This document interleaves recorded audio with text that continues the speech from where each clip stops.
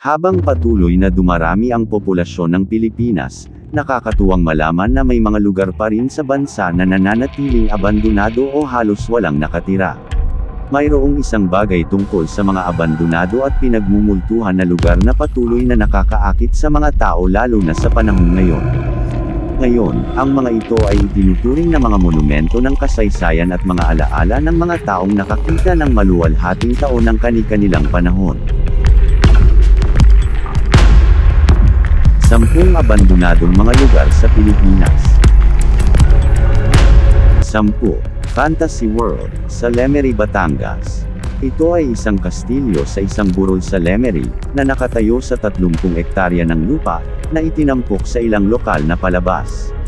Sinasabi nilang, Disneyland of the Philippines, na hindi natapos ng medieval theme park, ang mga nakaplanong atraksyon nito. Noong 2000, iniulat ng Philippine Daily Inquirer na ang proyekto ay inaasahang nagkakahalaga ng 17 na bilyong piso, at magbubukas ang operasyon pagsapit ng 2005. Ngunit sa kasamaang palad, ang financier ng proyekto ay nahaharap sa mga problema sa pananalapi bago matapos ang construction, na naging dahilan upang di matuloy ang kanilang mga plano. Ang dating maliwanag na harapan ng kastilyo ay lumalala na ngayon. The Ruins, sa Talisay City.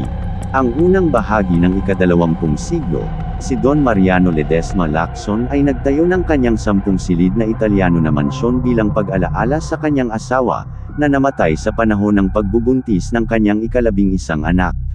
Matatagpuan sa isang plantasyon ng asukal sa lalawigan ng Negros Occidental, sinadyang sunugin ng mga gerilya ng World War II Filipino na ginamit ng sandatahang puwersa ng US ang gusali upang maiwasan ang mga sumasalakay na puwersang Hapones na magamit ang gusali bilang headquarters. Ang intensyon ay sunugin ito hanggang sa lupa. Ngayon ang ruins ay isang magandang destinasyon ng turista na may malapit na restaurant. Ito ay isang sikat na lugar para sa mga kasalan at iba pang mga sosyal na kaganapan. 8. Clark Air Base Hospital, sa Angeles, Pampanga. Ito ay matatagpuan sa loob ng Clark Freeport Zone, ay orihinal na ginamit noong World War II at Vietnam War. Gayunpaman, ang buong lugar ay naapektuhan sa pagsabog ng Mount Pinatubo noong 1991, at ang ospital ay inabandona at iniwan. Naniniwala ang mga lokal na minumulto ang ospital na ito dahil sa dami ng mga hukbo na nasawi doon. Ang napabayaang infrastruktura ay lumilikha ng mga partikular na kakaibang acoustics, na kung saan, kasama ng kadiliman sa loob ng mga silid, ay madaling mahikayat ang isa na maniwala sa mga hindi makamundong pangyayari. 7. Water Fun, sa Sucat, Parañaque. Ang unang water fun ay itinayo sa Santa Mesa sa Maynila noong 1990s. Ang kasikatan nito ay nagbunga ng 2 pang lokasyon, isa sa Fairview at isa sa Sucat. Ang huli na tinatawag na Water Fun Drive ay may kasamang napakalaking swimming pool, mga slide, at mga exhibit na may temang hayop. Gayunpaman, ang mga slide ng Water Fun ay nagresulta sa hindi mabilang na mga aksidente na humahantong sa tuluyang pagsara nito.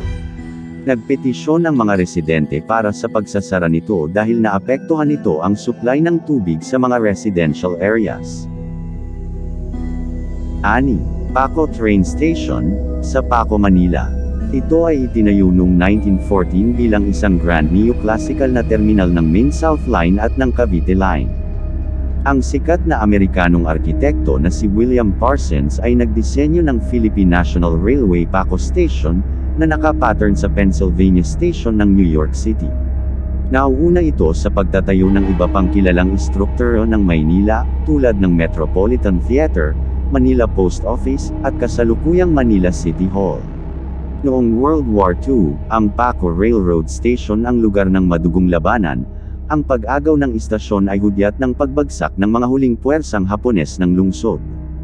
Ang nasirang istasyon, na ngayon ay isa sa mga endangered landmark ng Maynila, na ngayon ay natatakpan ng Skyway Project. 5. Aduana Building, o Customs House, sa Intramuros, Manila. Ang istruktura ay unang natapos noong 1820s, ngunit ang matinding pinsala na dulot ng isang lindol noong 1863, ay pinilit na sirain noong 1872. Ang istruktura ay muling nasira noong World War II, at hindi nagtagal ay kinuha ng Central Bank Building. Ang Aduana ay nawasak ng isang napakalaking sunog noong 1979 at mula noon ay inabandona. Noong 1997, nakuha ng National Archives ang dalawang palapag na neoclassical na istruktura upang magsilbing kanilang opisina sa hinaharap. Bagamat nasira ito sa nakalipas na ilang dekada, simula noong October 2022, ang Aduana Building ay sumasailalim na sa malawakang pagsasaayos at pagpapanumbalik. 4. Old Diplomat Hotel, sa Dominican Hill, Baguio. Noong 1913, ang Dominican Order ay nagtayo ng Dominican Hill Retreat House sa isang burol sa Baguio. Sa una ay itinayo bilang isang retreat house para sa mga Creole. Ang gusali ay nawala ang orihinal nitong layunin pagkatapos ng pagsiklab ng World War II. Ang gusali noon ay nagsilbing kampo ng mga refugee upang makatakas sa hukbong Hapones. Nang maglaon noong 1970s, ang retreat house ay binigyan ng panibagong buhay. Ang gusali ay ginawang isang hotel, at ito na nga ang Diplomat Hotel. Hindi nagtagal ang negosyo dahil permanenteng isinara ito ng may-ari noong dekada 80s. Ang lumang gusali ay isa lamang sa mga makasaysayang destinasyon ng turista sa Baguio ngayon. 3. Fort Drum, sa El Fraile Island. Ito ay tila isang napakalaking barkong pandigma ay talagang isang konkretong isla na kilala bilang Fort Drum, o El Fraile Island, isang inabandonang post ng militar na mayroon pa ring kinakalawang na baril. Ang isla ay pinatag at itinayo pabalik halos mula sa simula gamit ang reinforced concrete, at iniugis sa pangunahing hugis ng isang napakalaking battleship. Upang makumplito ang hitsura, dalawang napakalaking baterya ng baril ang na-install sa isla. Matapos mabawi ang Maynila noong digmaan, ang NAP unit na Fort Drum ng digmaan ay pinabayaan na lamang, na tila isa na ngayon ghost ship. 2. Abandoned Puerto Azul, sa Ternate, Cavite. Isang malago na destinasyon noon kung saan ang mga tao mula sa iba't ibang panig ng mundo ay pumupunta dito, upang tamasahin ang mga tropikal na amenities nito, ngunit ngayon malaking bahagi ng resort ay nahulog sa pagkasira, sarado at inabandona na. Noong 1980s, noong bago pa ang resort, tinawag itong, the Golf Capital of the World, at Asia's Paradise Resort, ngunit ngayon ay parang isang bangungot na resort. Noon, ang napakalaking pasilidad ay may higit sa 300 mga silid na nakalat sa maliliit na kumpol.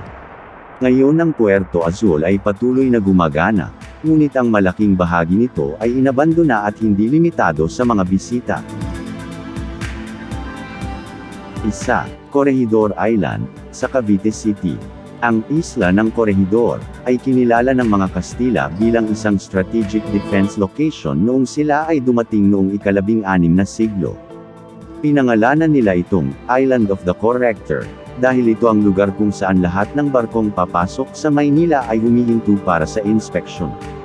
Mula noon ang Fortress Island ay naging lugar ng maraming labanan, mula sa digmaang Espanyol-Amerikano hanggang sa panahon ng kolonyalismo ng mga Amerikano.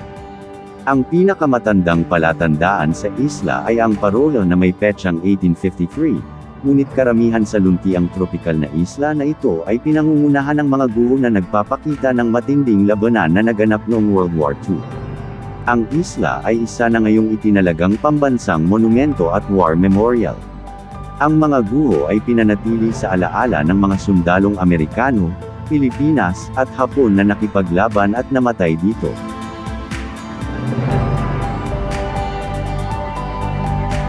Salamat, huwag niyo po kalimutan mag-subscribe.